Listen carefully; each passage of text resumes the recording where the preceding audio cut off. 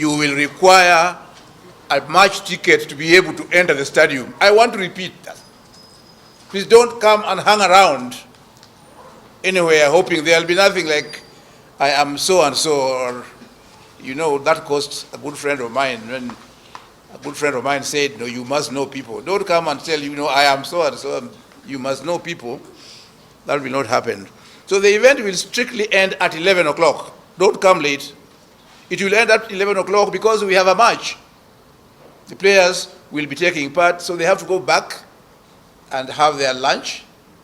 For health reasons, have it by 11 o'clock and be able to play at 4 o'clock. So the event, you can take your time in the stadium, but the event will itself end precisely at 11 a.m. Kwamba tunawaona kuhusu game ya Jumamosi ni kwamba tutajaribu tuwezavyo ili tuvuke kama washindi, na wale pia hatuwezi kuwapuuza, maana unaona kama wanacheza sana, japokuwa wametoka NSL hivi punde, wametia bidii sana na hata taji lenyewe wanaweza kulinyakua mwishowe. Kwa hivyo tunasema kwa lugha ya Kimombo, may the better team win.